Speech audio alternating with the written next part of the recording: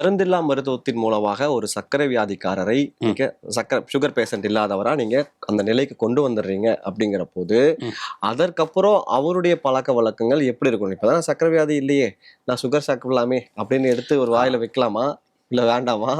So இந்த கேள்வி இதுக்கு சிறப்பான கேள்வியா நான் எடுத்துக்கிறேன்.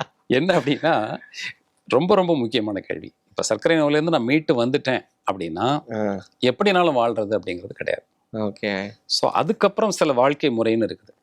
அந்த மாதிரி வாழ்க்கை முறையை தான் அவங்க ரெஸ்ட் ஆஃப் த லைஃப்ல வந்து அவங்க வாழணும். என்ன சார் நியாயமா இருக்கு? நீங்க நியாயம் சக்கரை வியாதி இல்லைன்னு சொல்லிட்டீங்க. சரி, நான் எப்படி சார் சுகர் சாப்பிட்றேன், சக்கரை சாப்பிடாம இருக்க முடியும்? இவ்வளவு வருஷம் நான் அடக்கி வச்சிருந்தேன்ல. வித் சம் கண்டிஷன்ஸ் தான். இப்போ வந்து ரிவர்சல் அப்படின்னு நாங்க முத்திரை கொடுத்துட்டோம்னா, நீ சர்க்கரை நோய் இல்லாதவங்கள வாழலாம், ஆனால் நாங்க சொல்ற அந்த வாழ்க்கை முறையை கரெக்டா ஃபாலோ பண்ணணும். சரி. இப்போ எதுக்கு நான் இதை சொல்றேன்னா, இதுக்கு ஒரு உதாரணத்தோட சொல்றேன்.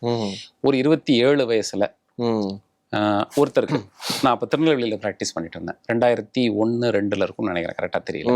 ஒருவர் வந்தாரு, 27 வயசுல அவருக்கு சர்க்கரை.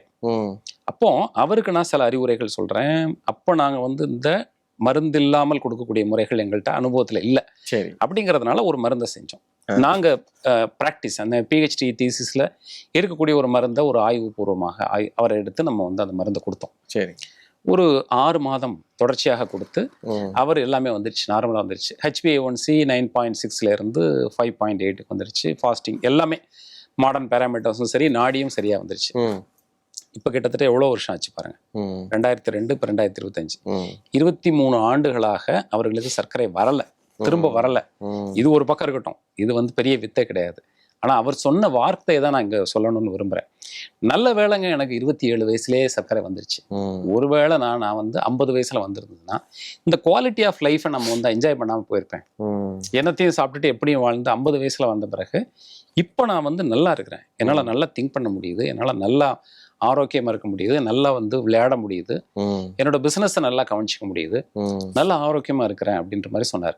ஒருவேளை நான் வந்து இந்த மாதிரியான ஒரு வாழ்க்கை முறை எனக்கு தெரியாம போயிருந்ததுன்னா நான் என்னோட லைஃப்ல வந்து ஒரு குவாலிட்டி லைஃப்பை நம்ம என்ஜாய் பண்ண முடியாம போயிருக்கேன். 20 வருஷத்துக்கு மேல நான் வந்து குவாலிட்டி லைஃப்பை நான் மிஸ் பண்ணியிருப்பேன். அதனால அவர் என்ன சொல்றாரு, சர்க்கரை நோய்க்கு நான் வந்து என்னைக்குமே நான் வந்து கடமைப்பட்டவனா இருக்கிறேன், அது வந்ததுனால தான் நான் இப்போ நல்லா இருக்கிறேன் அப்படின்னு சொல்றாரு. நீங்க கேட்ட கேள்விக்கு பதில் வந்துருச்சுன்னு நினைக்கிறேன்.